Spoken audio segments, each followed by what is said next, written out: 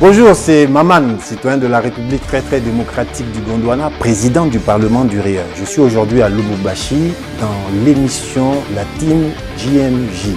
C'est tous les samedis. Première diffusion midi. Après, vous pouvez voir, il y a des podcasts. S'il n'y a pas de podcast, il faut qu'ils créent des podcasts.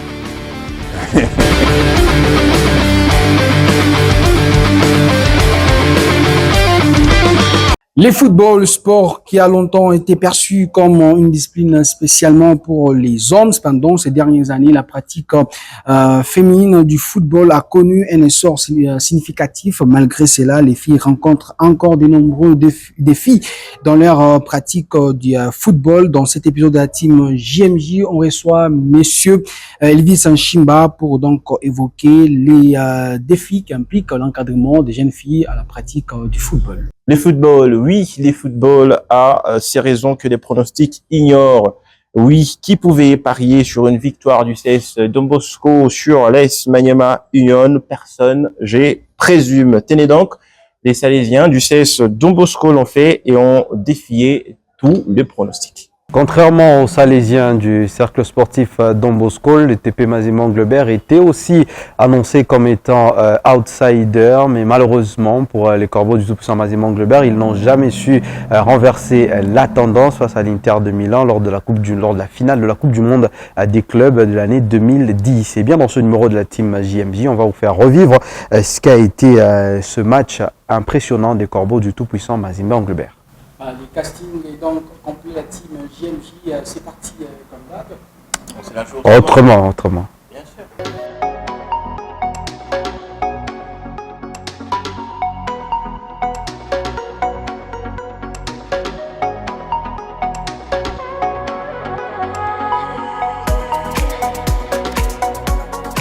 Bien sûr, on va s'élargir autrement dans ces 19e épisode de la team JMJ. Et aujourd'hui, bien sûr, c'est la journée, la semaine des Joël Baniwa. Une semaine pas comme les autres, on va dire. Ouais, pas comme les autres parce que c'est quand même la reprise avec l'une de mes émissions du côté d'Héritage Télévision, donc cette émission de culture. Ça m'a quand même pris beaucoup de temps de préparation dans les habillages avec mon réalisateur. Bien sûr que si, il y a un extrait. Ils auront un extrait. Mais bien sûr, il faut souffler. J'ai une note sonore. Non, mais Il m'appelle. écoutez. 18h. Ben, ils viennent jamais, ces gens, faut le dire aux téléspectateurs, ils viennent jamais prendre un peu d'air. Et en plus, ces derniers temps, l'air est frais sur la ville, tu vois, il faut un petit peu respirer. Mais ouais, j'ai passé... Ouais, en plus, monsieur le maire, il est très occupé. Hein. Non, mais c'était une très belle semaine de travail, surtout. Voilà, on suit la vidéo des Joël Baniwa pour voir ce qu'a été cette semaine. Non, pas de deux là. Ah, canal européen. Eh.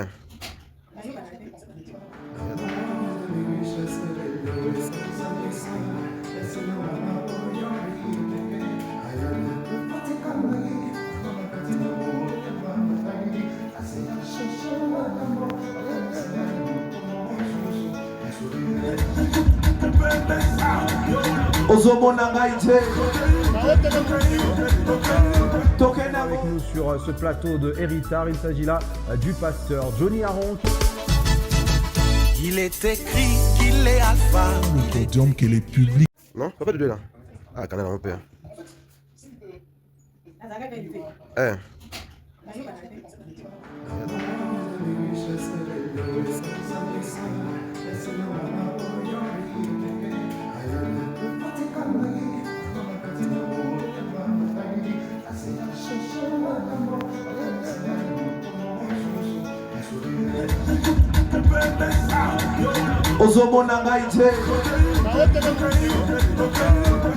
Avec nous sur ce plateau de Héritage, il s'agit là du pasteur Johnny Aron. Il est écrit qu'il est alpha. Le podium que le public a commencé à répandre le refrain de la chanson.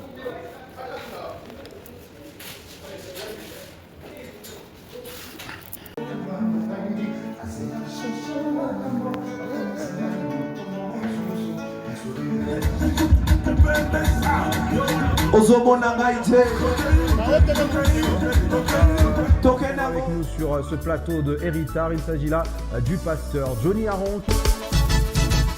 Il est écrit qu'il est alpha. Le podium que le public a commencé à répandre le refrain de la chanson.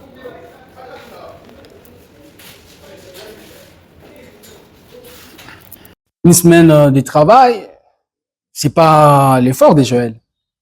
Lui, il aime alterner entre travail et la détente.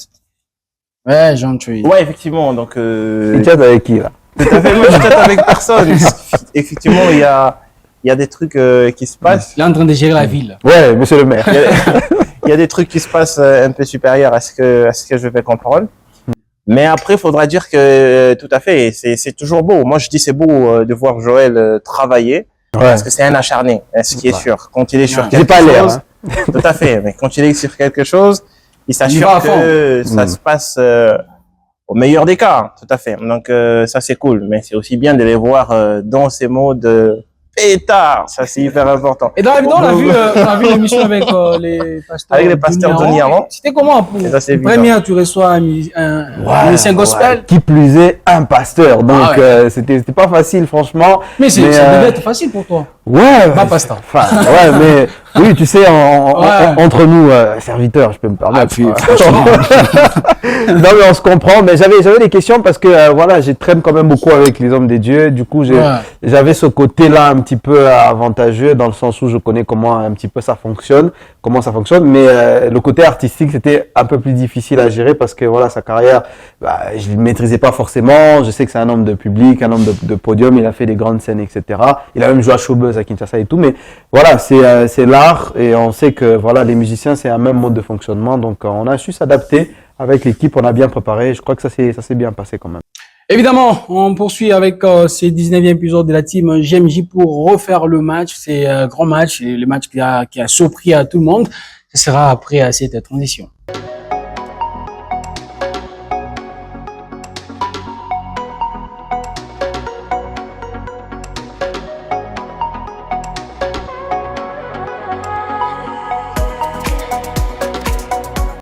Voilà, c'était une grande surprise.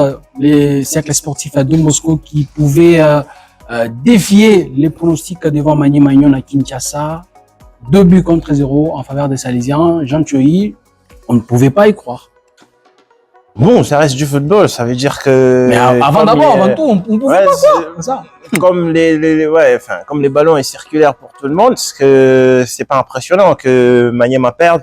Là, j'ai remé dans le contexte parce qu'il faudra dire que cette équipe des Salésiens de Don Bosco, je l'ai dit par les passés dans cette même émission, que c'est une équipe, quand elle veut jouer, quand elle se met à fond, elle te sort de masterclass. On va refaire des expressions. Quand elle décide de mettre Effectivement, mais les quand fans en transe. ouais, quand cette équipe te met en transe, ben tout à fait, ce que tu as envie de. Je pense que tu vas prendre ton pied après. Ouais, il te dit rien. Il te dit, ben, je ferme la boutique. Non, c'est fermé. Yes. Donc, c'est ça avec des CS Don Bosco. Et ce qui s'est passé à Kinshasa, qui plus est au stade des Martyrs face à la formation des Maniema Union, c'est tout ça l'expression de beauté que révèle cette Ligue nationale de football. Là, parce que on a deux clubs qui se décident finalement de jouer au football. Et ça, c'est hyper important. Mais au vu du début des saisons du CS Don Bosco, c'est pourquoi j'ai dit que ce n'est pas surprenant. C'est quand même une équipe qui aligne 5 victoires de suite lors de la manche aller, même s'il faudra comprendre que ça commence à tanguer un peu. Et puis voilà, des défaites contre Mazembe et ainsi de suite, qui font que voilà, Don Bosco est relégué au second plan. Mais c'est une équipe qui joue les top 6 de ces classements. Donc ça veut dire qu'en termes des répondants, il y en avait. Ouais. Le plus choquant dans tout ça, c'est de voir que l'équipe des Maniema Union, avec tous les espoirs qu'ils ont portés depuis un certain moment, ils n'y arrivent plus. Maniema ne répond presque plus. Dans des matchs en jeu, dans des matchs importants où on les attend, quand on sait que les classements il est aussi serré comme ça, le premier il est à 2 points du poursuivant direct parce que les autres c'est 25-25-25, si tu te permets pas de perdre un match contre ton 6e ou ton 5e classé. Ouais. Parce que là, il y a tout l'enjeu. Enfin, vous perdez comme ça, parce que derrière, il y a Mazembe qui peut gagner son match, il y a le Popo qui peut encore regagner un autre match. Ça veut dire que là, vous êtes à presque 5 points d'écart. Et pour vous, mathématiquement, vous êtes en train de vous aménager vos chances tout à fait. de gagner ou bien de se retrouver parmi les places qualificatives. Et c'est des anicroches que maîtrise très bien Papi Kimoto, même si je veux pas, parce que ces derniers temps, il est un peu l'homme de talk show. C'est quelqu'un qui peut sortir, te faire une déclaration X, te faire une déclaration Y, mais le club, quand il est sur l'aire de jeu, c'est pas, ça répond pas. Donc, c'est force des caractères. Oui, effectivement, bravo au CS Don Bosco, mais c'est un peu plus malheureux pour l'AS Maniema Union. Après la campagne africaine qu'ils ont fait l'année dernière, on aurait bien voulu le revoir à un autre niveau cette année, parce que toutes les promesses étaient données pour que Maniema, finalement, ne nous fasse pas faux bon, mais c'est la route qu'ils sont en train d'emprunter, là. Joël Bagno, est-ce que Maniema est en perte de vitesse dans cette course pour les titres ou bien les places qualificatives au prochain interclub? Ouais, évidemment. Et moi, ce qui saute aux yeux, c'est que Maniema Union n'a pas la culture de la grandeur. Un grand club ne se comporte pas comme ils sont en train de le faire. Le TP Mazembe Anglebert, pour illustrer, on peut beau reprocher à ce club tout ce qu'on veut, mais vous allez remarquer que sur la saison, tous les matchs couperés où le TP Mazembe était en très grande difficulté dans le classement, ils l'ont gagné, soit ils ont fait un match nul. Maniema Union s'est retrouvé face à un bon adversaire du championnat. Jean l'a dit, c'est l'équipe qui est dans le top 6 du championnat. Donc, c'est-à-dire que c'est une équipe régulière de ton championnat. C'est une bonne équipe de ton championnat. Et on sait qu'aujourd'hui, ils ont à la tête. On a beau redire et dire des choses positives ou négatives sur Pamphile Miayo, mais c'est quand même un connaisseur du football. Quand il t'enchaîne les belles performances en Ligue nationale de football avec cette équipe-là qui est peut-être la moins talentueuse de Don Bosco qu'on a vu sur les 5 dernières saisons, c'est quand même un entraîneur qui a du mérite. Et quand tu es dans cette course au titre où on sait que voilà, la Ligue te laisse au moins 5 matchs pour jouer 70% du championnat, tu n'as pas le droit à l'erreur. Tu n'as pas le droit à perdre ces matchs-là. Et c'est sur ce genre de match qu'on se rend compte que les victoires 5-0 contre Ange-Vert, c'est des matchs arrangés. C'est des matchs volés. Donc aujourd'hui, quand il y a en face de vous une adversité, un club qui n'a aucun intérêt à vous laisser le ballon, ben vous vous retrouvez avec une équipe de Maniema Union mise en difficulté. Donc aujourd'hui, c'est une équipe de Maniema qui prouve simplement qu'ils n'ont pas cette culture-là de la grandeur, ils n'ont pas cette pression-là. Regardez même dans les attitudes. C'est-à-dire que quand Maniema Union fait un match nul, personne n'est inquiété. Kimoto, il va venir en conférence de presse, il va faire, comme Jean Thio, il a dit, il va faire le beau. Hein. Il fait un match nul, il perd un match, il va faire le beau en conférence de presse. Heureusement pour lui que là, j'ai vu, il a envoyé l'un de ses adjoints. Donc aujourd'hui, on a une équipe qui n'a presque pas encore atteint ce niveau-là où ils vont se dire que voilà, on est l'équipe qui doit... Logiquement, c'est une équipe qui devait survoler le championnat.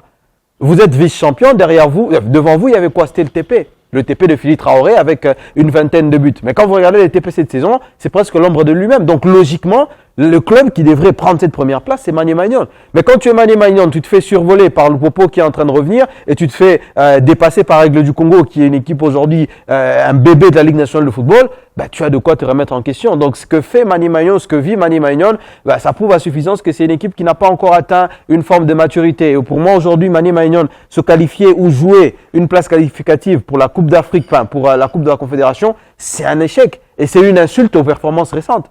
Tu es vice-champion du Congo, tu dois logiquement dans ta progression, être premier. Donc quand tu es deuxième l'année d'après, logiquement tu vises la première place. Tu peux pas être deuxième et l'année d'après tu nous dis bah, je me bats d'être au moins troisième. C'est une insulte aux performances récentes. Donc c'est une équipe qui a deux faces. C'est une équipe qui te montre que voilà, on est capable de concurrencer les grands, on est capable de jouer dans la cour des grands, mais derrière il manque encore cette culture de la gagne. La culture de la gagne, c'est dans les détails et c'est dans ce genre de match-là. Et la faute à qui? Papi Kimoto ou bien aux adversaires qui peuvent aussi s'est révigoré comme Pamphile Miayo avec son équipe de Don Bosco. Bon, après, la faute, elle revient à l'entraîneur. Tu vas pas reprocher cette défaite à Tango Fort, par exemple, ou tu vas pas la reprocher aux supporters. Non, c'est pas ça. Et puis, on va pas non plus nous sortir l'excuse, on joue à Kinshasa, ainsi de suite. Maniema est devenu un club de Kinshasa. Bien, Maniema savait déjà que ça allait être laborieux de jouer à Kinshasa. Mais après, ils n'ont pas, ils ont manifesté au début du play-off, ils ont manifesté ces mécontentements de dire que jouer à Kinshasa, ce sera... Formellement, il l'avait jamais fait. C'est sûr qu'on a vu sur les réseaux, des comptes et tout, mais formellement, ils n'avaient pas tort. Ils l'ont pas fait. C'est qu'ils étaient d'accord avec cette décision-là. Donc, aujourd'hui, je pense que c'est Maniema qui descend un peu plus d'un cran et la responsabilité doit être imputée à Papi Kimoto. Moi, je crois l'impression que c'est un club aujourd'hui tellement qu'on a cru en ce que Maniema peut proposer dans cette Ligue nationale de football. et ça commence à leur donner des aises de consommer tout le monde comme ils le font. Parce que Maniema, quand ils se décident de te faire un bon match, ils le font. Même s'il faudrait dire que c'est une équipe qui gagne souvent avec beaucoup de difficultés. Ce n'est pas non plus celle qui te met 2, 3, 4 buts. C'est souvent à la limite 1 but, 2 buts. Et voilà, ils gagnent quand même les matchs. Assurer l'essentiel. Ça, Maniema sait le faire. Maintenant, j'ai comme l'impression que depuis un certain moment, depuis les matchs contre Desampé, si je ne me trompe pas, il n'y arrive plus. Il n'y a plus de victoire. C'est soit un nul, soit une défaite.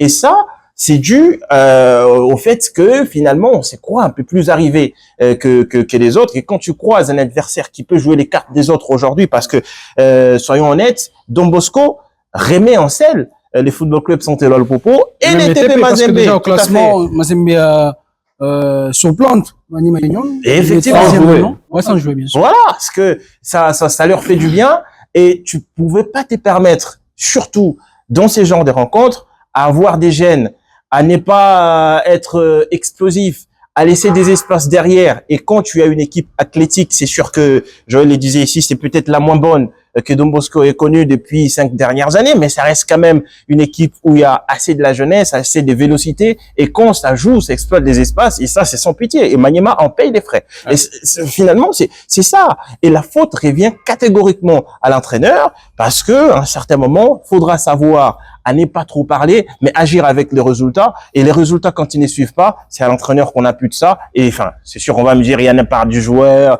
et ça reste les clubs, et tout ça là. Mais il faut prendre des décisions quand il faut. Avec Kimoto, quand il faut prendre des décisions importantes au cours du match, ça n'arrive pas. Et ça fait quand même 2 défaites dans ces playoffs à Kinshasa pour Maniema. Il y avait une défaite face à Lupopo, et il y a une autre qui compromet tout pour Maniema Union face à Don Bosco. Est-ce que vous voyez cette équipe-là? Ils ont perdu aussi contre Mazembe, je crois. Évidemment, à Kinshasa. Je pense qu'ils n'ont pas perdu contre Lupopo, ils ont perdu contre Mazembe. Ouais, contre Mazembe, bien sûr. Maintenant, la défaite face à Don Bosco ne compromet-elle pas les chances vraiment de Maniema Union de se retrouver parmi les 3? Parce que c'est un peu serré la Ligue nationale des football. Parmi les 3, non, je pense pas. Je pense qu'ils vont revenir, mais je pense pas aussi que ça compromet leur chance pour gagner le titre, parce que il y a des confrontations directes qui arrivent. Ça, c'est un faux pas. Et je crois qu'ils sont pas à 5 points de Lupopo. Je crois maintenant ils sont à 3 points. Si Lupopo gagne, je sais pas, 3 ou 5 points. Je pense qu'ils sont à 5 points de Lupopo. Là, ils sont à 5 points. Donc, ça fait 2 matchs des Aigles du Congo. Donc, ça fait ça. Ils sont à 2 matchs de Lupopo. Après, est-ce que Lupopo va se trouver? On se pose la question, parce que c'est aussi une équipe qui manque énormément de régularité.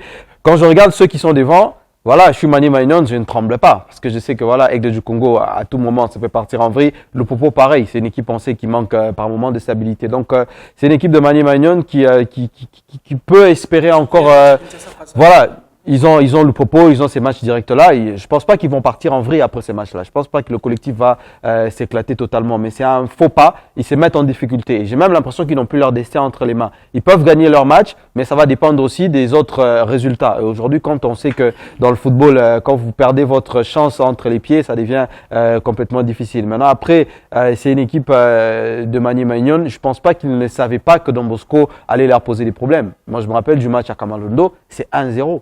But des GFT qui tombe là dans un match très laborieux. Ils ont souffert à la fois cette équipe de Don Bosco, et ils savent quelque part que Don Bosco, on n'a plus peur de le dire aujourd'hui, c'est une équipe qui assure les arrières de Mazembe. C'est un bouclier du TP. C'est le bouclier du TP. Donc quand Don Bosco joue l'équipe de Maniema Union, Don Bosco joue double. La même chose quand ils vont jouer Lupopo, même s'ils ont perdu 1-0. La même chose quand ils vont jouer Aigle du Congo. C'est-à-dire que eux, c'est le bouclier éternel du TP. Donc Maniema Union savait que quand j'affronte cette équipe de Don Bosco, j'affronte quand même un club qui va venir me mettre en difficulté. Ils vont même laisser leur peau sur le terrain. Donc c'est une équipe de Maniema Union qui n'a pas été bon. Ils n'ont pas été bons, il faudrait l'admettre. C'est ça le défaut des défauts de Kimoto. Ouais, 1-0, on peut comprendre. Ouais.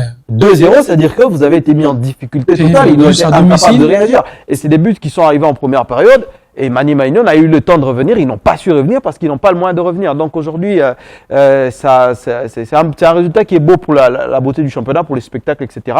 Mais Maniema Union s'est complètement planté. Et ça aussi, c'est peut-être le revers de la médaille. Quand vous jouez des matchs où les joueurs, ils arrivent sur le terrain, ils savent que ça sera facile. Vous jouez en vert, les joueurs savent que ça sera facile. Même dans la préparation, vous savez que ça serait facile. Vous levez un petit peu les pieds. alors que vous êtes dans une compétition très intense, je crois que ça vous joue des tours et ça leur a joué des tours. Conséquence des causes, ils perdent des 0 contre Don Bosco. La compétition est vraiment intense et surtout avec les calendriers, le programme de la fédération. Est-ce que jusque-là, on a quand même des idées sur qui sera les champions? Ouais, qui sera les champions? C'est l'équipe qui se comporte de la meilleure façon Jusqu'à la possible. fin. Ben, tout à fait, il reste presque 4 matchs, sprint 4 final. matchs, parce que ça se termine le 26. Ouais. Il y a des affiches palpitantes, notamment c'est Lupopo Mazembe, c'est Mazembe Maniema, et puis voilà, donc c'est quand même des matchs importants à prendre en compte.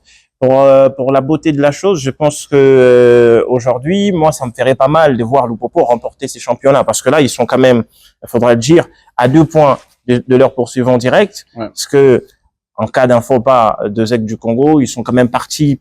En cas d'une victoire aussi, je pense que tout à fait. Le prochain match, c'est face à. Ils sont quand même partis pour les titres. Et ça fait beaucoup de temps qu'ils ont rêvé soulever ces titres-là depuis 2002. Donc c'est un grand garçon, ça, honnête. Ouais, donc tu peux être même un ami. En gros, il y a toute une histoire derrière tout ça. Mais c'est encore compétitif, c'est encore jouable, que ce soit pour Mazembe, que ce soit pour Maniema, que ce soit pour l'équipe des aides du Congo. Donc tout le monde a quand même cette chance-là d'aller de l'avant, mais il faudra négocier les matchs de la meilleure façon que possible et attendre ce que ça va donner. Donc ici, c'est un peu difficile, franchement, pour moi, de vous dire que tel club va gagner cette Ligue nationale de football. Ça me rappelle quand même ces classements jadis en Première Ligue où c'est vraiment à la dernière journée que vous connaissez. Alors, on va suivre de près ces championnats de la Ligue nationale de football, voir qui sera les champions de cette 30e édition. On poursuit avec cette team JMJ pour faire les apps de l'actualité sportive ici en République démocratique du Congo et dans le monde.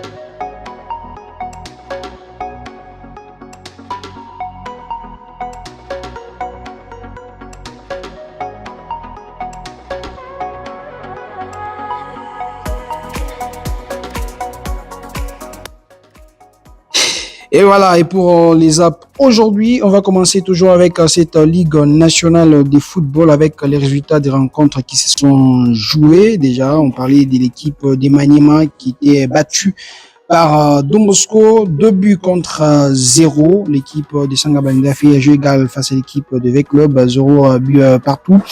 Et l'équipe des Rangers était en train de prendre le meilleur sur Simba, 1 but à 0. Les Aigles du Congo battaient l'équipe de Tanganyika 4 buts à 1. Le Popo prenait le meilleur sur l'équipe de Ange Vert, 4 buts contre 0.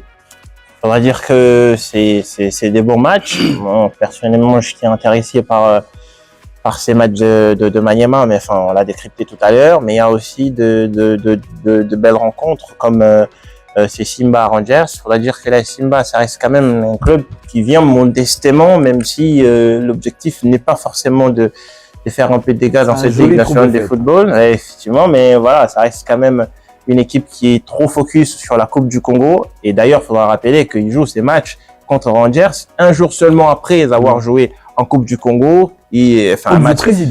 Coupe du Président. Coupe du Congo rebaptisée Coupe du Président. Tout à fait. Il y a toute cette péripétie autour de cette compétition. Donc, je pense que c'est quand même un bel effectif. Faudra leur donner du temps. Moi, j'aurais préféré qu'ils se concentrent un peu plus à la Coupe du Congo parce que les dessous de cartes nous révèlent que la coordination du club veut jouer les interclubs la CAF et ça reste peut-être les seuls grands clubs jusque-là qui jouent cette Coupe du Congo parce que les autres, faudra dire qu'ils viennent de la Ligue 2 et certaines équipes qui viennent des ligues qui composent la Fédé. Donc, perso, je pense que il y a eu du spectacle et c'était beau à voir. Mais si vous permettez, Tanganyika quand même, Aigle du Congo, c'est ça aussi, c'était une autre farce parce que 45 premières minutes, Tanganyika a marché sur cette équipe des Aigles. Et après, au retour du vestiaire, moi j'étais pas à Kinshasa, j'y suis pas encore, mais c'était quand même ahurissant de voir ce renversement des situations. Après, j'enlève rien au mérite des Aigles du Congo, 4 buts à 1 face à l'équipe de Saber Ben Jabria, c'est pas rien, mais voilà, ça semblait quand même être très très louche quand même. Et bien toujours sur cette Ligue nationale de football, on nous renseigne que ça va donc prendre fin au plus tard le 26 selon donc la Fédération congolaise de football. Donc, tous ces matchs doivent se jouer au plus tard le 26. Oui, un calendrier très très serré. Et voilà, c'est le Connor. Le Connor, en vérité, c'est l'hôpital qui s'est foutu de la charité. Vous savez, si on est dans cette difficulté-là, c'est vraiment à cause du Connor. Rappelez-vous, ils ont pris 2 mois à cette Ligue nationale de football, le fameux stage, je sais pas, au Qatar ou en Arabie Saoudite, pour le CHAN. Ouais. Ça a mis en difficulté le championnat, mais c'est aujourd'hui eux qui sont en train de gonfler les épaules et essayer d'édicter les lois. C'est de la foutaise, mais bon, c'est notre fédération, on l'aime comme ça. Hein. Voilà, donc c'est notre fédération. Ici, on va parler de la Coupe du Monde de club de la FIFA avec les résultats des rencontres qui se sont jouées pour les comptes de la première journée. Déjà en ouverture, l'équipe des Al Ahly est en train de faire jeu égal face à l'Inter Miami de Lionel Messi, 0 but partout. Le Bayern Munich était en train d'atomiser l'équipe de Auckland City, 10 buts contre 0. Le Paris Saint-Germain prenait les meilleurs sur l'Atlético Madrid, 4 buts contre 0. Palmeiras faisait jeu égal face à Porto, 0 but partout. Botafogo et l'équipe des Stantlen Shooter, 2 buts à 1 pour Botafogo. Chelsea a pris le meilleur sur l'équipe des Los Angeles des Hugo Lloris, 2 buts contre 0. Boca Juniors, Benfica Lisbonne, 2 buts partout. Flamengo, Espérance sportive de Tunis, 2 buts contre 0 en faveur des Flamengo. L'équipe des Fluminense joue aujourd'hui face au Borussia Dortmund. Le River Plate matchera l'équipe des UA et l'équipe des Mamelodi Sundowns va entrer donc en danse face à l'équipe des Ulsan. Quand je me rappelle qu'il y a une folle rumeur tout à l'heure, il y a encore quelques jours, qui nous disait que Ronaldo jouerait à l'Espérance de Tunis. C'est la folie. C'est quasiment la folie. Mais après cette Coupe du Monde, je pense que ça révèle un peu le vrai niveau. Cet abcès qui est créé largement entre les clubs européens et les clubs qui viennent d'autres parties du monde. C'est sûr qu'il y a eu ces nuls entre le Benfica, enfin son adversaire, j'ai un peu perdu le début. Porto en a fait aussi des mêmes, mais Porto en Europe ça pèse presque pas. Donc en gros, je crois que c'est voilà, un 10 buts à 0, c'est incroyable pour les Bayern. Donc, tu te croyais à regarder du volley à la maison. Personnellement, je pense que... D'aucuns parlaient et le Bayern a battu son record des 8 buts contre 2. Il faut savoir ça. Hein. C'est pas important, c'est quand même contre Auckland City. On t'a dit que c'est pas leur activité professionnelle de base. Donc, voilà, ça reste quand même beaucoup de péripéties autour de ça. Mais voilà, ça laisse poser des questions sur... la vraie visibilité de cette compétition. Non mais après il y a à redire, je trouve pas. Il y a à redire sur cette Coupe du Monde parce que rendez-vous compte que c'est quand même une Coupe du Monde et même dans les Coupes du Monde des nations, l'écart elle est là parce que les équipes africaines, c'est à peine après une vingtaine d'éditions qu'un pays africain joue une demi-finale de Coupe du Monde, c'est le Maroc en 2022. Donc c'est toujours ça. Dans le monde, c'est pas pour autant qu'ils partent prendre des buts. Non, mais dans le monde, le Zaïre, vous me rappelez de la Yougoslavie, mais non, mais le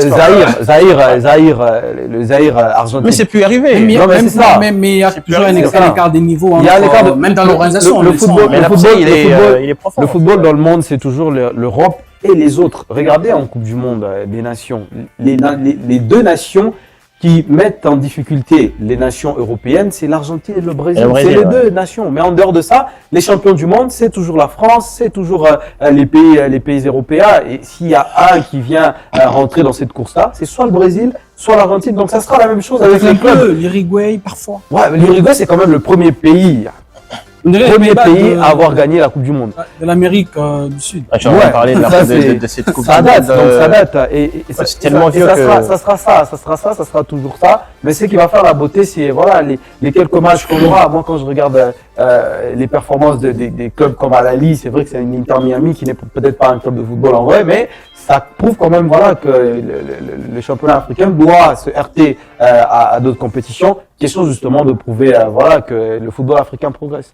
Voilà, on poursuit cette team JMJ. Maintenant, c'est donc les focus de cette émission pour aujourd'hui.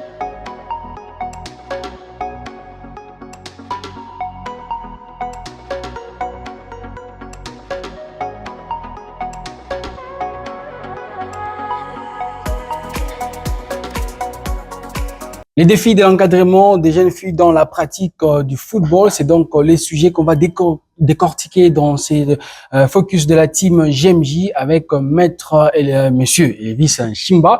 Les mots maîtres me reviennent toujours. Tout à l'heure. Elvis Nshimba, qui est donc le responsable de la fondation Umoja, déjà sur ce plateau de la team JMJ. Bonjour, monsieur Elvis. Bonjour, monsieur le journaliste.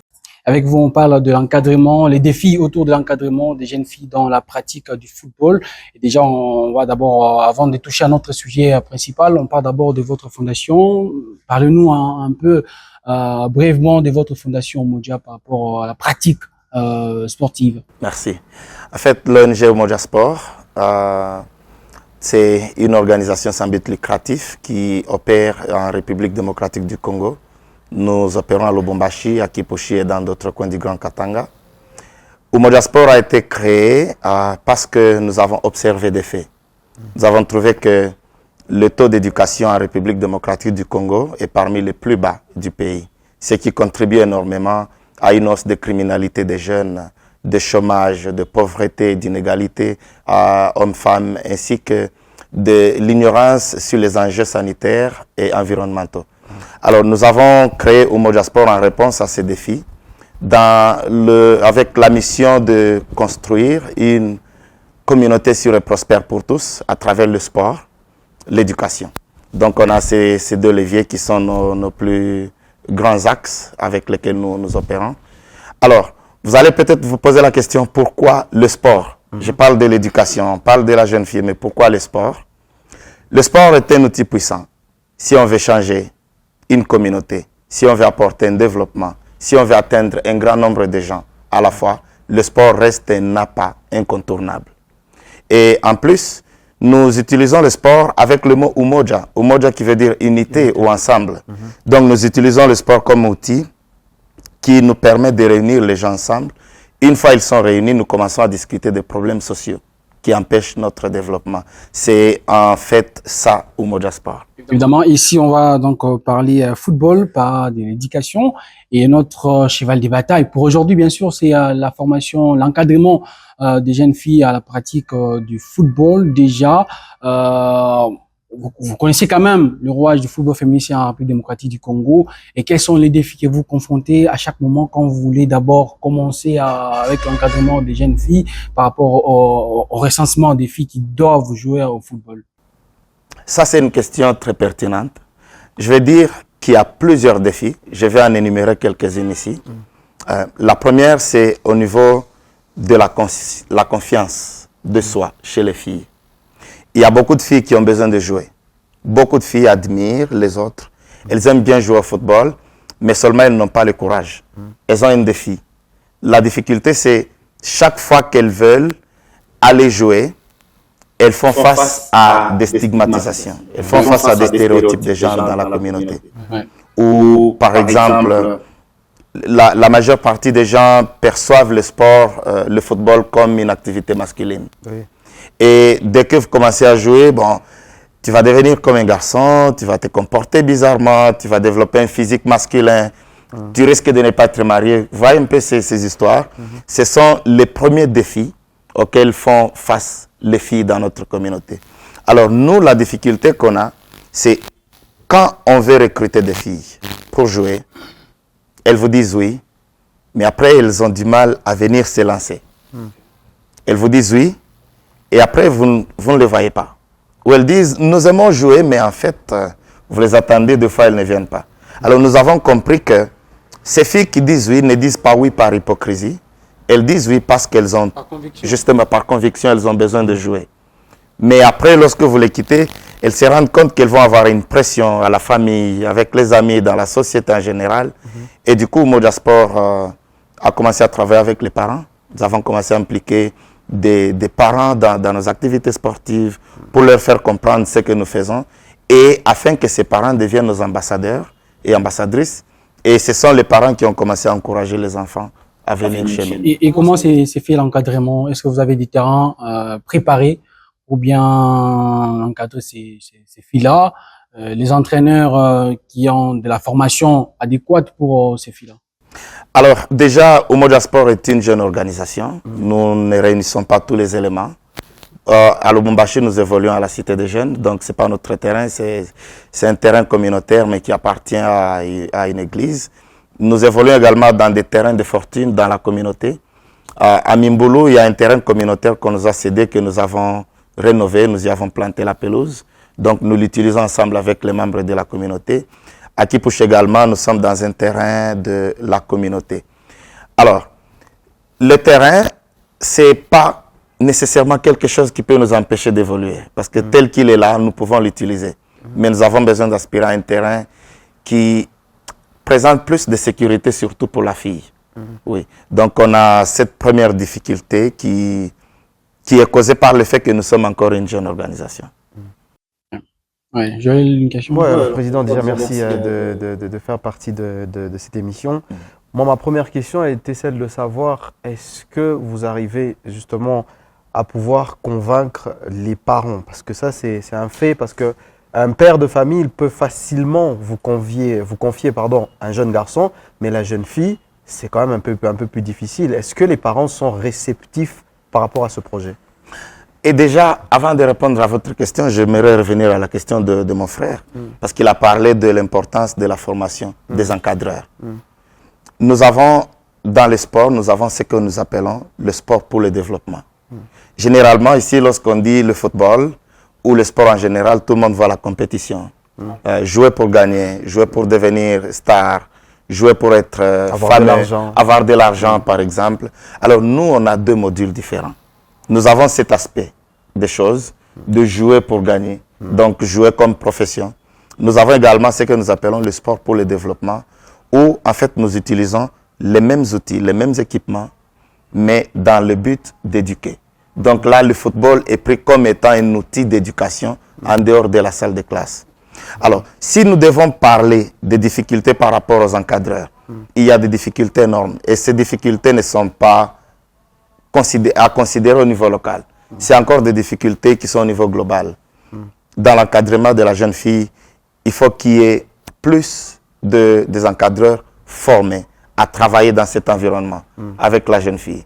Comprendre comment mettre cette jeune fille en sécurité, comment la comprendre, comment la gérer. Il y a malheureusement beaucoup d'abus dans la plupart d'endroits où les formateurs ne sont pas habitués à travailler avec les filles. Ce qui peut mettre les filles en danger quelque part là. Alors c'est là que Umoja Sport apporte une différence. Parce que cette partie du sport pour le développement nous apprend comment se développer un enfant, comment développer un enfant, comment garder cet enfant en sécurité. Et donc nos coachs subissent cette formation de sport pour le développement et ils sont accrédités. C'est une formation que nous avons d'ailleurs par le passé donnée aux enseignants dans des écoles, aux enseignants d'EPS.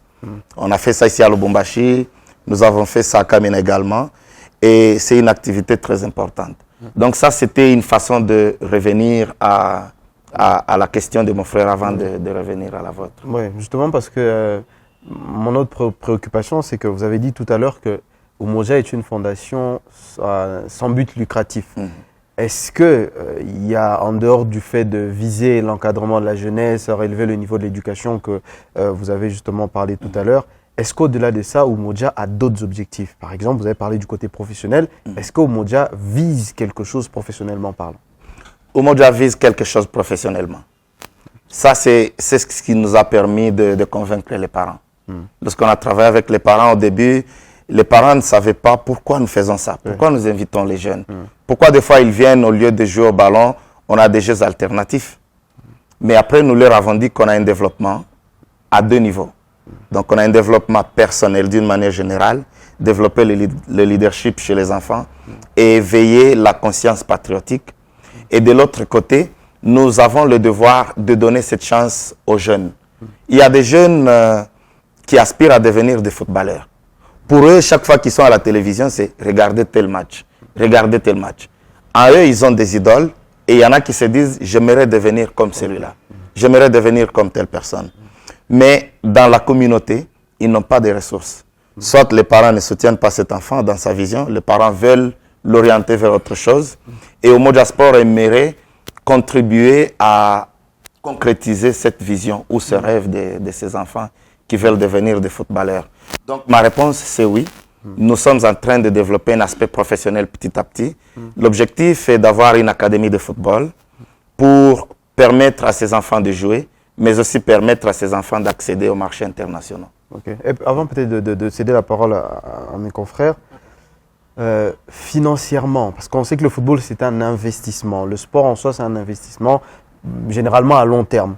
Est-ce que financièrement vous vous dites être prêt ou capable d'apporter tout ce qu'il faut à ces personnes-là, parce que les parents qui nous regardent, ils aimeraient quand même être rassurants en se disant que on donne nos enfants dans une fondation qui a les moyens nécessaires, donc ils ont tout ce qu'il faut pour justement avoir un bon encadrement. Est-ce que ces moyens-là sont réels?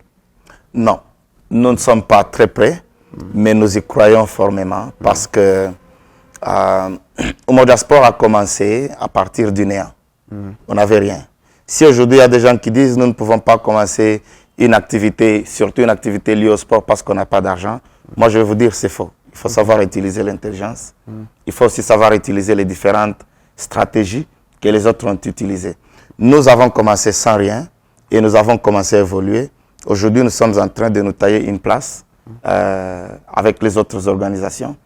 Mais nous croyons énormément à ce que la communauté qui voit ce que nous faisons, l'impact que nous apportons dans la communauté, les gens pourraient nous contribuer à nos activités. Donc, les gens peuvent nous soutenir. Nous travaillons énormément sur ça, sur un plan stratégique de faire fonctionner Umoja Sport dans les 5 ans à venir. Et nous sommes en train de voir qui peut nous appuyer, Et c'est d'ailleurs une occasion pour moi de vous dire que tout le monde peut contribuer d'une manière ou d'une autre. Donc voilà, j'ai finalement posé ma question. Monsieur Elvis, bienvenue parce qu'on vous a déjà dit ça. Moi j'ai une question, j'aimerais savoir, vous parlez du sport en général. Les sports, il y en a plusieurs. Hein. Même des gens qui font du jogging, c'est aussi une forme de sport. Maintenant, la fondation, elle fait quel sport? Déjà pour commencer, c'est ça la première question parce que il y a des filles quand vous les avez ou des jeunes quand vous les avez en général au sein de la fondation, sont pas forcément attirés par les footballs. Il y en a qui jouent du basket, de l'Inde, volley et tout consort. Comment vous faites pour orienter ces enfants-là ou vous les formez tous à devenir footballeuses? Alors, les jeunes que nous avons aspirent à plusieurs disciplines sportives. Pour l'instant, nous faisons le football. C'est tout ce que nous faisons. Nous avons commencé très légèrement avec le basketball, mais nous n'avons pas assez de ressources. Nous n'avons pas encore de formation appropriée dans le basket et nous n'avons pas encore de budget pour recruter un formateur en basket ici localement. Donc, nous sommes en train de négocier avec la FIBA, que nous avons rencontré il y a quelques mois au sommet africain de l'éducation par le sport au Maroc. Si notre discussion va bon train et qu'il aboutit convenablement, nous pourrons très vite ajouter le basketball à notre programme de sport. Mais pour l'instant, c'est le football. Alors, on parle de Umoja tout à l'heure. Vous parliez des Kamina, si je me trompe pas. Vous avez aussi parlé des Kipushi, et ainsi de suite. Oui. Les projets Umoja s'étendent jusqu'à où dans la province? Ou c'est sur toute l'étendue de la RDC? Umoja Sport a son siège social à Lubumbashi. Et nous œuvrons, nous impactons la communauté à Lubumbashi, à Mimbolo, à Kipushi. À Kamina, nous intervenons de manière ponctuelle, ce n'est pas régulier. On y va pour des formations. Par exemple, ce qu'on a fait à Kamina l'année antérieure, c'est la formation des enseignants de PES sur comment utiliser le sport comme outil d'éducation en matière de santé et de bien-être avec les élèves. Et aussi en matière de développement social avec les élèves. Alors on a fait cette activité et après nous sommes revenus. Parmi les participants, les 47 personnes qui ont participé à la formation, il y en a eu 5 qui se sont démarqués et qui évoluent à travailler avec nous comme des volontaires. Et nous les appuyons, nous leur envoyons des ressources, des mises à jour et nous suivons tout ce qu'ils font. Et peut-être une avant-dernière question avant de redonner la parole à Merveille. Le sport, c'est aussi entrevoir ce qui peut se passer. Tout à l'heure, vous parliez de ces gens-là qui n'ont pas forcément envie de faire du sport, qui sont tournés vers d'autres objectifs dans la vie, mais vous avez la chance de les avoir au sein de la fondation qui peut devenir une académie. Est-ce que vous avez aussi pensé à d'autres orientations en dehors du fait que ça peut ou n'est pas réussir dans le football? Je parle surtout du côté professionnel. Hein. Ça peut ou n'est pas réussir dans ces domaines-là, mais ces enfants que vous avez aujourd'hui, comment vous les orientez pour s'en sortir dans la vie? On l'a vu dans d'autres académies, par exemple, au Sénégal, avec Diamba, Sacré-Cœur et tout consort. En dehors de la formation footballistique que vous recevez, il y a une gousse de formation dans d'autres domaines, je sais pas, économie, droit, ainsi de suite, pour que, en dehors du football, vous pouvez toutefois faire autre chose afin de ne pas rater sa vie. Umoja Sport, comme je l'ai dit au début, lorsque je parlais de l'éducation, c'est pas un sujet dont nous devons discuter ici. Tout à fait. Donc, je pourrais pas le développer.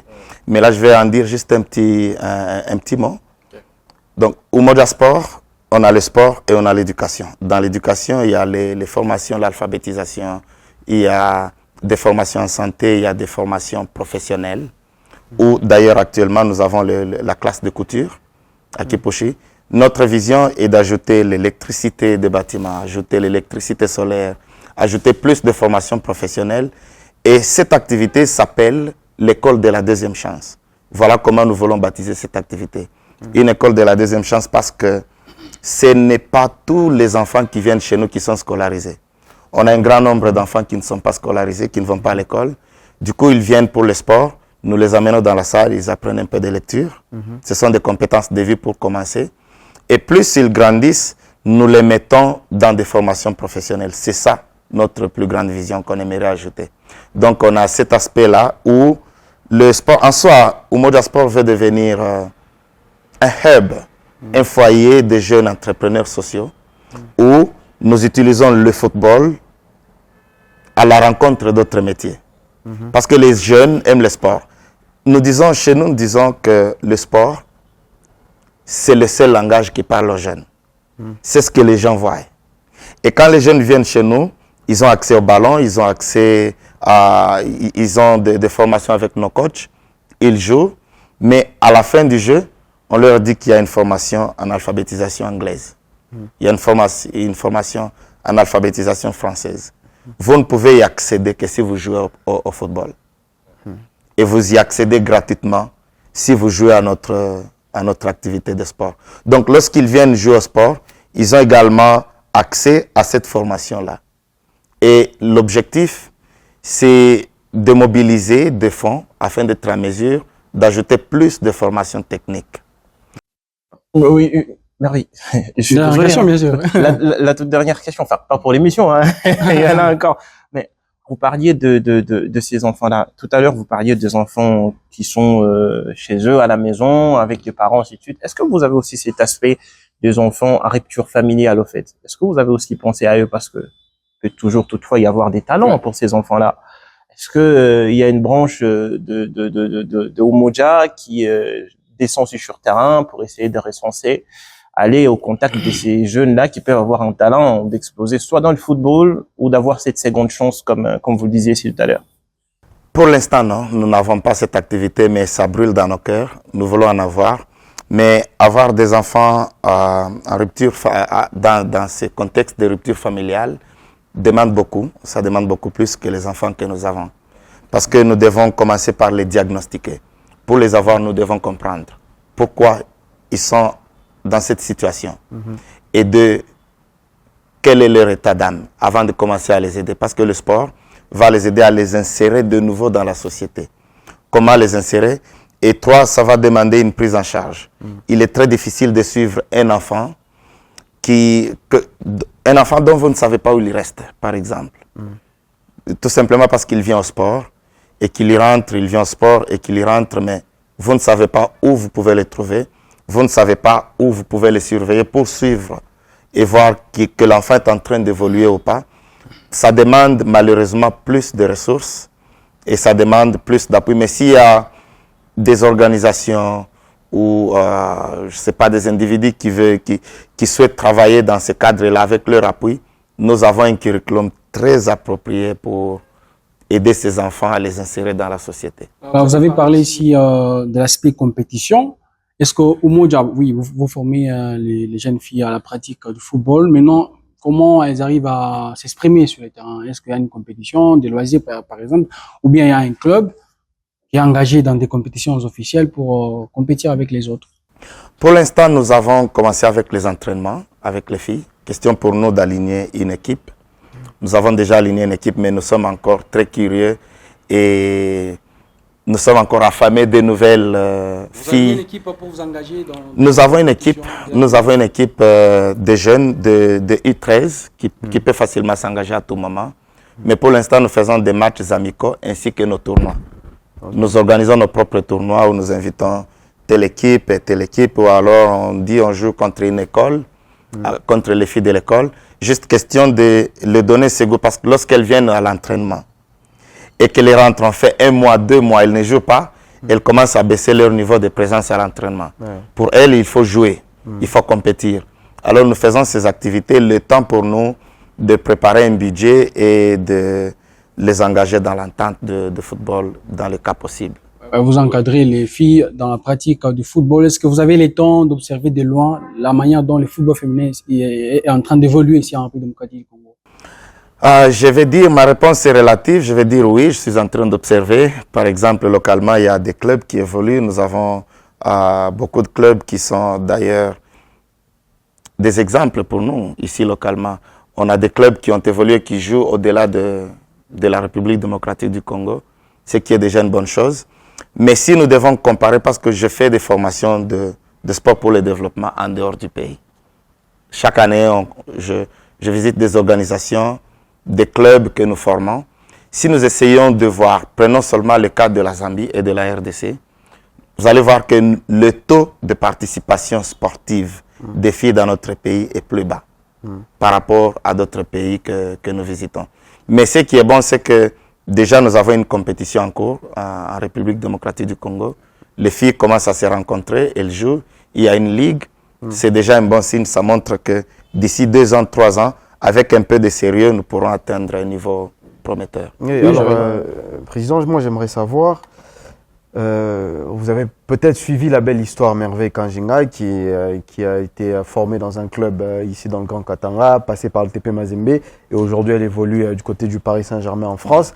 Est-ce que Umoja s'est déjà inscrit comme étant un centre de formation? Parce qu'on sait que si vous êtes inscrit en tant que centre de formation, à partir du moment où votre joueuse est vendue à travers le monde, vous récupérez quand même financièrement quelque chose. Est-ce qu'au Umoja aujourd'hui, on peut dire que c'est déjà un club qui s'est engagé officiellement comme étant un club ou un centre de formation? Pas encore. C'est dans la vision. Umoja Sport est en train de travailler dur pour s'enregistrer officiellement. S'enregistrer officiellement, c'est être à mesure de payer les licences pour ces joueurs. En fait, c'est comme ça que tout commence. Lorsque vous enregistrez, vous avez des licences pour vos joueurs. Vous pouvez même les prêter, vous pouvez les laisser partir. Mais à chaque achat ou à chaque déplacement de la joueuse d'un club à l'autre, il y a un pourcentage qui revient. Alors, nous avons une organisation à l'extérieur du pays qui nous contacte, qui voit souvent les images que nous postons sur nos pages, sur les réseaux sociaux, et qui aimerait voir nos talents, voir comment on peut peut-être aider ces filles à aller loin. Nous leur avons demandé de patienter parce que nous ne sommes pas prêts organisationnellement. Nous devons réunir tous ces éléments avant de contacter ces gens afin qu'ils puissent faciliter le marché. Et moi j'aimerais savoir dans les choix, parce qu'aujourd'hui c'est quand même du sport dont on est en train de parler, le sport a quand même des prérequis. Ces encadreurs-là, c'est vrai qu'ils viennent bénévolement, comme vous avez brossé tout à l'heure, mais est-ce qu'ils ont la compétence nécessaire? Est-ce qu'ils ont l'œil pour justement repérer un véritable talent, pour le mettre dans l'équipe, ou ils peuvent aussi avoir ce regard-là un peu amateur, ils peuvent passer à côté d'un talent? Est-ce que vous êtes confiant sur le niveau des encadreurs que vous avez aujourd'hui à Umoja? Nous sommes confiants de manière relative, comme je l'ai dit, c'est-à-dire au niveau actuel. Nous sommes contents de la prestation de nos coachs qui continuent également de suivre des formations au niveau de l'entente. Et nous avons également des consultants. Nous ne travaillons pas qu'avec nos coachs, nous travaillons également avec des consultants. Ce sont des coachs professionnels, chevronnés, qui sont ici à Lubumbashi, qui viennent souvent pour des conseils. Lorsqu'on veut organiser une activité, on les invite, ils viennent seulement quand nous avons besoin d'eux. Ils nous conseillent, ils voient ce que nous faisons et après nous évoluons. Et je pense que Umoja Sport ne pourra pas évoluer sans l'apport de tout le monde.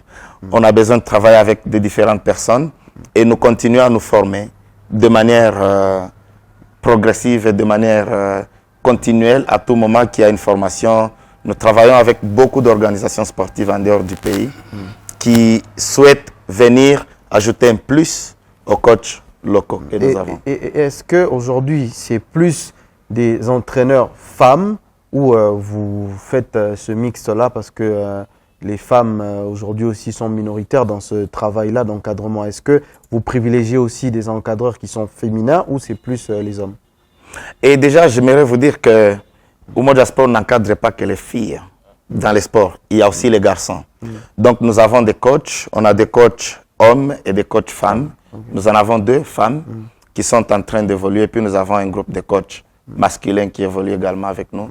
Mais notre objectif, et c'est comme vous avez soulevé la question, comment quelqu'un peut se retrouver s'il ne se retrouve pas dans le football, même si c'est sa passion. On aimerait orienter certaines filles à devenir des coachs, les autres à devenir des arbitres. Donc, notre vision est de viser beaucoup plus sur les jeunes qui sont les leaders de demain. Nous visons sur les jeunes parce qu'ils sont flexibles.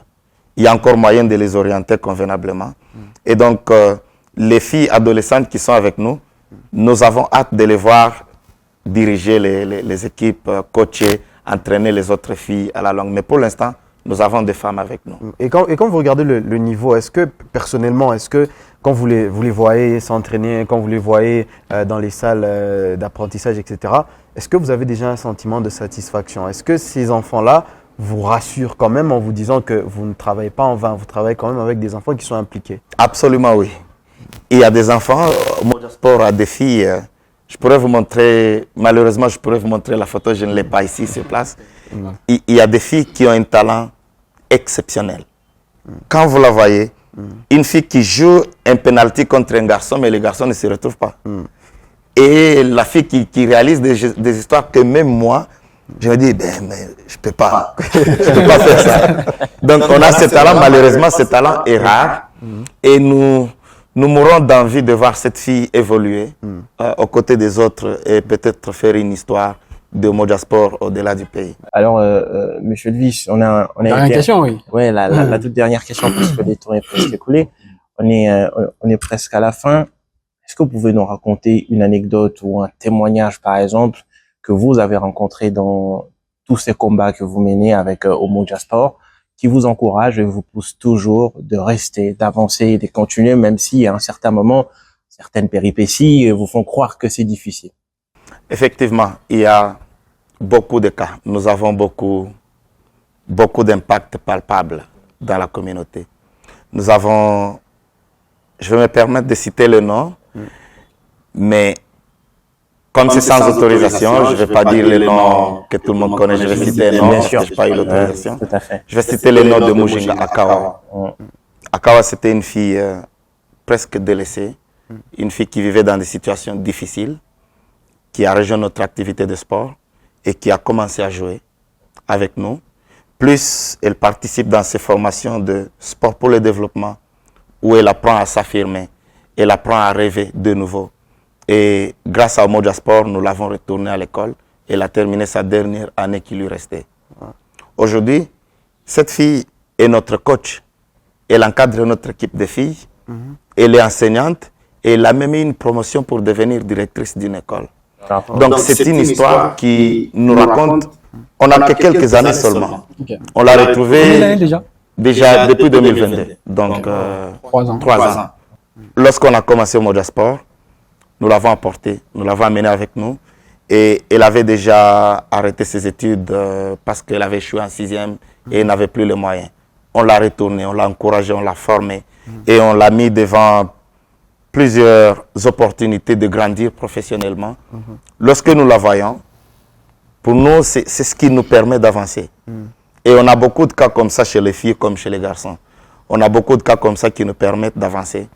On a même une fille qui évolue aujourd'hui en Zambie. C'est une fille qui évolue à Kipushi avec nous. Et un jour, elle a rencontré l'un de nos visiteurs qui a dit, qu'est-ce que tu veux devenir? Je vais devenir entrepreneur. Et elle a eu la chance aujourd'hui, elle étudie en Zambie grâce à Umoja Sport. Donc quand on voit ces traits ou lorsqu'on voit ces filles, pour nous, ça nous dit que quelque chose va se passer dans les 2 ans. Que une autre personne va être sauvée dans les 2 ans. Et donc, ça nous permet d'évoluer. Voilà, donc c'est la belle histoire des Homo Diaspora avec monsieur Elvis Chimba.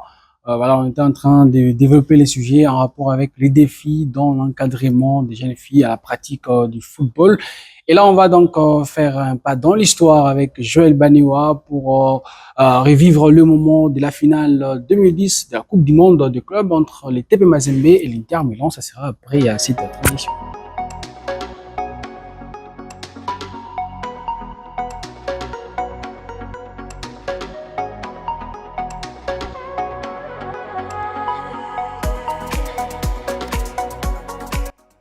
Voilà Joël, un pas dans l'histoire. Ouais, déjà que quand on évoque cette fameuse finale, je crois que tout le monde a déjà une idée de quoi il s'agit. Mais voilà, c'est l'une des plus belles histoires du TP. Alors, comme vous le savez, c'était un fameux 18 décembre 2010 au stade Sheikh Zayed d'Abu Dhabi. Le tout-puissant Mazembe Anglebert était entré dans l'histoire du football mondial et dans une autre dimension pour ce club-là. Pour la toute première fois, un club africain disputait la finale de la Coupe du Monde des clubs. Face à lui, l'Inter de Milan. Cet Inter de Milan, entraîné par Rafael Benitez, entraîneur espagnol, champion d'Europe en titre, emmené par des stars comme Samuel Eto'o, Javier Zanetti ou encore les Néerlandais Wesley Sneijder, qui sera champion du monde plus tard. Mais ce soir-là, au-delà du choc des continents, c'était aussi les chocs de 2 mondes tout à fait opposés. D'un côté, une machine européenne bien huilée, victorieuse en Ligue des Champions quelques mois plus tôt, avec une manne financière très importante. De l'autre côté, un géant du football congolais qui se veut devenir un géant du football africain, porté par l'âme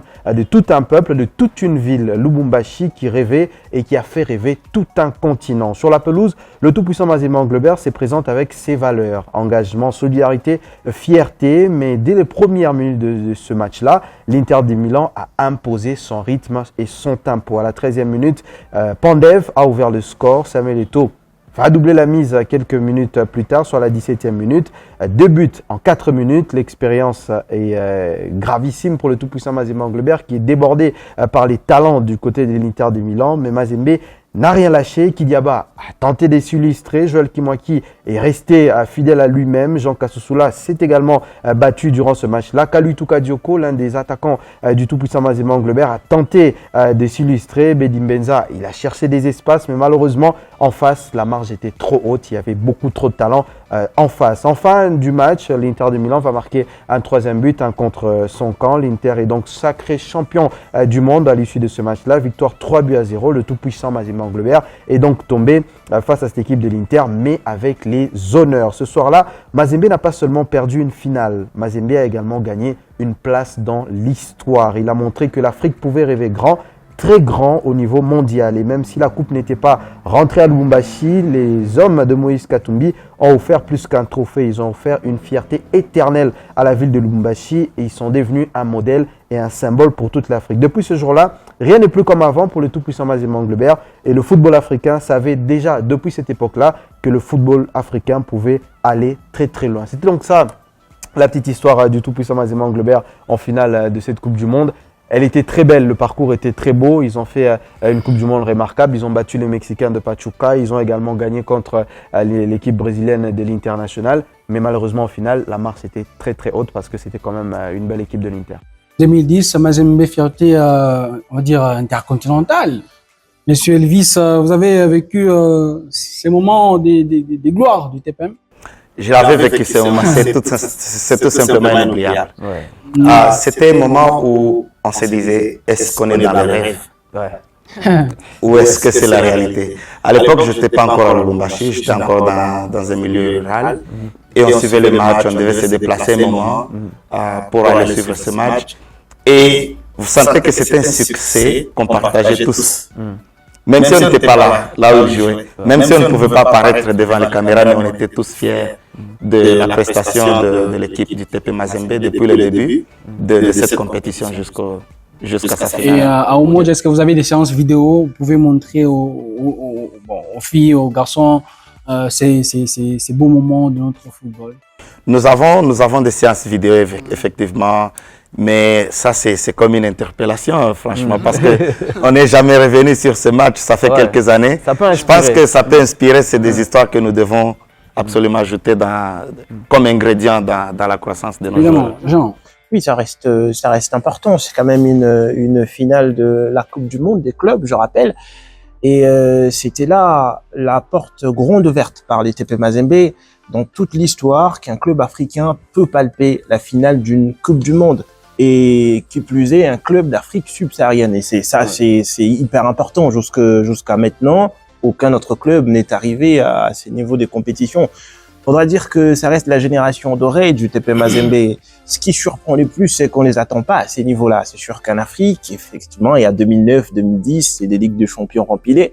Mais dès là, jusqu'à aller en finale de cette Coupe du Monde, avec, tout à fait, c'est un exploit qui reste monumental, qui reste pharaonique. Aujourd'hui, ça mérite toujours d'y revenir parce que quand il en parlait, Joël, moi j'ai eu la sensation de revoir les images. Ces minutes-là. La passe de Patou Kabangou à Mbedi On est passé à une seconde de croire que tout puissant Mazembe pouvait remporter cette coupe du monde, et ça c'est hyper important, ça fédérait tout le monde, que tu sois le Popo, Mazembe, Imanien, ça parlait quand même football congolais et africain en général. Je pense que ce genre de moments restent gravés et inoubliables dans l'esprit de tout footeux, au fait, tout celui qui adore voir du football.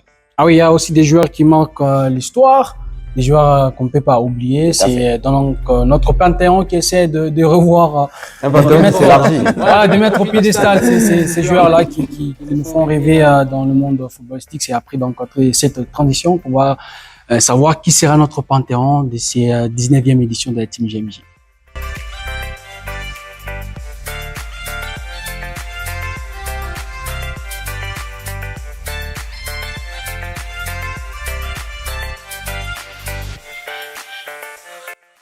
Voilà, Jean Choi, Joël, tu sais, bizarrement aujourd'hui, il m'a pas soufflé les noms. Oui, même moi, je suis pas au courant de quel joueur s'agit-il. Ah bah, on va les découvrir ensemble avec les spectateurs. J'ai évité de se la faire, hein, c'est important. Il est calme, impassible, mais redoutable et efficace. Mohamed El Chenaoui. Ça vous dit quelque chose? Gardien de Al Ahly. Bien sûr, capitaine des Al Ahly, gardien numéro 1 des Pharaons, et aujourd'hui, plus qu'un joueur, il est un repère, un symbole. Pourtant, son parcours n'a rien d'un conte de fées linéaire. Formé à Al Ahly, il est d'abord relégué dans l'ombre, poussé à quitter les clubs pour chercher du temps ailleurs. Il s'efforce dans l'ombre, il passe bien sûr par plusieurs autres clubs au pays, autant des situations qui ont construit son mental et affiné ses réflexes. En 2016, c'est les grands retours à la maison. Et depuis, il ne lâche plus sa place.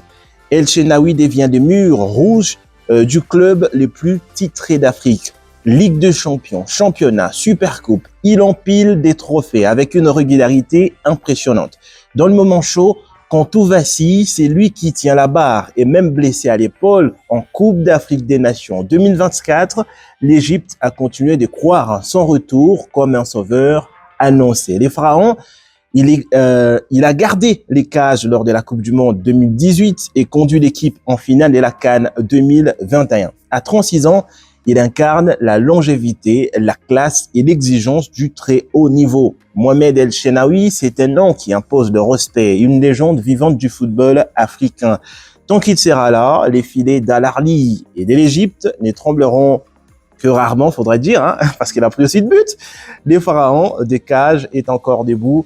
Et ça, c'est tout sauf un hasard, car en ce moment, il joue la Coupe du Monde des clubs avec Al Ahly et ça joue aux États-Unis. Évidemment, pour la première fois dans le Panthéon, on a un joueur encore en activité, Mohamed El Chenaoui, de Al Ahly. C'était un match à 0 but partout face à l'Inter Miami de Messi. Malheureusement, on n'a pas reçu le trophée des hommes du match. C'est les gardiens de Messi, de l'Inter Miami, qui a reçu ces trophées-là. Mais quand même, il a sorti un grand match. Et par rapport à tout ce que les gens ont dit, Joël, il n'y a pas une erreur, on va dire.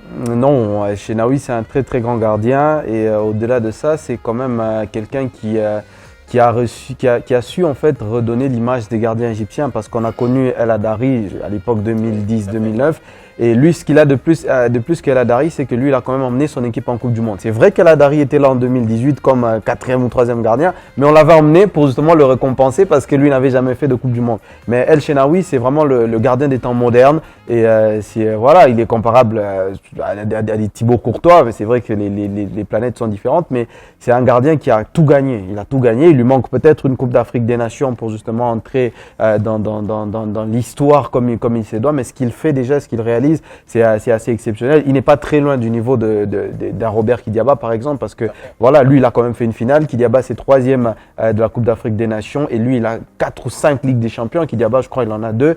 Donc, c'est un gardien monumental du continent africain. Il mérite justement d'être dans ce panthéon parce que voilà, on a même la chance de le voir encore jouer. Un joueur qui brille encore. Vous parlez du match contre l'Inter Miami, il fait des arrêts encore exceptionnels. Et il a encore des Messi. Ouais, il a encore des belles années devant lui et voilà, avec ce que la FIFA a fait en ouvrant justement les champs du trophée, je crois Yacine pour le gardien, je sais plus comment ça s'appelle. On espère aussi le voir parce qu'il y avait Ronwen Williams, le gardien l'année dernière, qui était parti du côté de Sundowns. Donc on espère aussi à un moment donné qu'il y aura Shenaoui qui va aller du côté de France Football. Question aussi de peut-être titiller les meilleurs gardiens du monde. Et ça, on l'espère bien parce que vous savez, les gardiens, c'est vraiment parmi les postes qui souffrent des visibilités, même en termes de récompenses individuelles.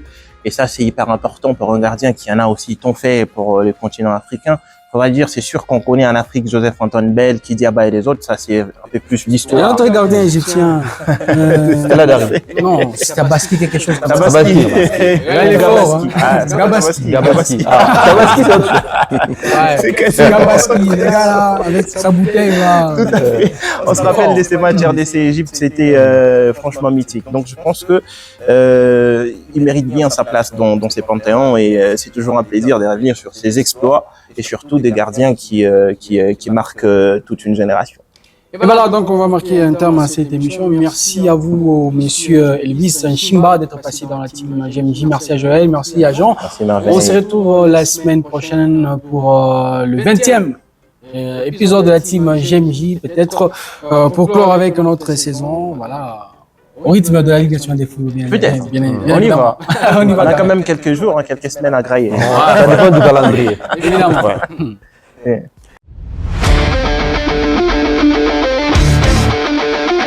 Bonjour, c'est Maman, citoyen de la République très démocratique du Gondwana, président du Parlement du Réunion. Je suis aujourd'hui à Lubumbashi dans l'émission La Team JMJ.